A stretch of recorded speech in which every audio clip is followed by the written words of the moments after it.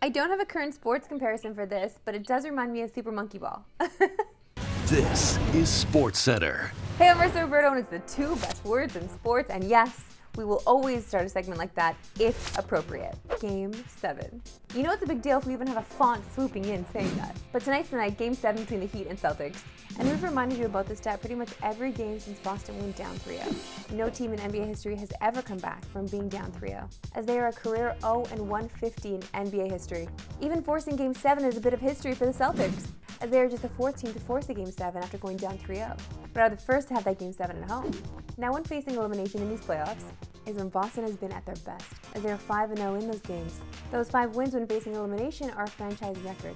Speaking of at their best, that's what Jason Tatum has been for his career in Game 7s, as he's 5-1 in Game 7s, pretty much averaging a 29-9-5, with great percentages. And that one loss came to LeBron in 2018, long before Tatum was ready to beat a LeBron-type player. Tatum really showed us what he was capable of in his last Game 7, as he set the NBA record for most points in a Game 7 with 51. However, in clutch time this series, he's really struggled, shooting just 0-5 through 6 games. What's clutch time, you ask? That's when a game is within 5 points in the final 5 minutes. So what's gone wrong for the Heat lately? Well, one thing for sure has been the struggles of Jimmy Butler, as he's scoring just over 22 a game in his last 3.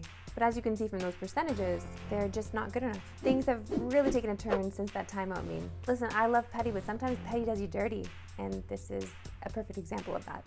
On the injury side of things, Malcolm Brogdon is questionable for the C's with that right forearm strain, while Gabe Vincent is questionable for Miami with an ankle injury. And you can watch Game 7 between the Heat and Celtics tonight on TSN. Coverage begins at 7:30 Eastern, 4:30 Pacific.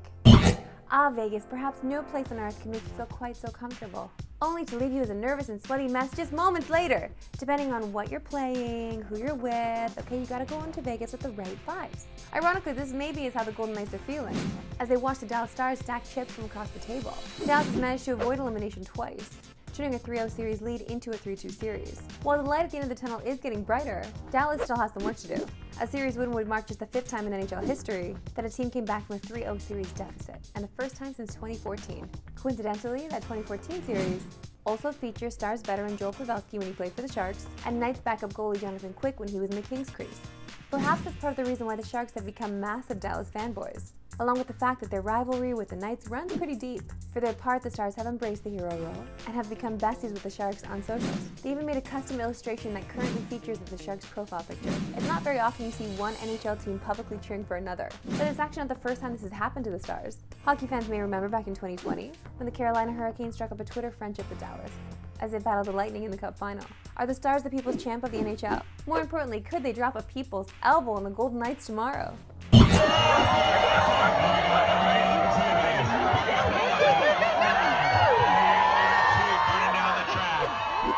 That's right, people. It's a Corgi Race. Time now for my favorite segment and yours, Why We Love Sports Today. Why we love sports today. This is the SoCal Corgi Nationals from Santa Anita Park in California. Thanks to friend of the show, Amanda Colley, who put the event on our radar and sent us the video. You are now officially famous in the Corgi world. My favorite part about all of this, though, it looks like the relaxation zone. Look at all the different kinds of corgis. Oh my gosh. Goggles. Oh my god, I love this. They're so low to the ground. Their logo is so Here we go. Uh-oh. Couple dogs aren't facing the right way. Uh-oh. Oh no. Oh no. Oh, here we go.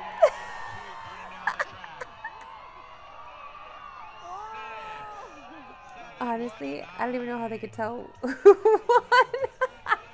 I guess they're all winners. Oh, look at their little number vests. Come on, this is cute. I mean, I don't know what to say. If you don't love corgis, I don't love you. Okay, this next story is wild. And that sentence holds a little more weight because we're coming off a corgi story. And you know it must be if we are showing you high school baseball. This is the New York Section 5 Class B1 final. Cornell High School taking on Palmyra Macedon. A drop third strike appears to end the game, when the catcher thinks he applies the tag to the batter, but the umpire clearly calls him safe. Well, the catcher must have missed that, as he runs to the mound to celebrate with the pitcher. But look at that second baseman. He's pointing like crazy at home plate because something's up. No, no. Oh my gosh. Oh my gosh. The second baseman is furious.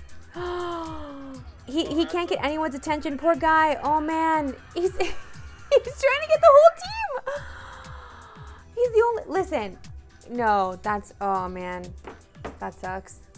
Hornell has no idea where the ball even is as 2 runs appear to score, while the umps talk and then at a conference, and gave the game to Palmack, who wins it. It was one of the most bizarre walk-offs you'll ever see. I cannot believe Hornell loses the championship because of this. That is crazy. It actually gives me the chills because the umpires aren't reacting at all. They're just letting it all go down. Fine. And another thing, they need to really discuss the uniform situation because it looked like everybody was on the same team. Like, no one had an alternate. No one's got an alternate jersey to wear. Come on. This is, wow. Wow. Have you ever seen so many hats? Have you ever seen so many hats being thrown on the ground? So much dirt being kicked. Holy smokes. That's all for today. We'll say back in about 3 Eastern. No Pacific. Have a good one.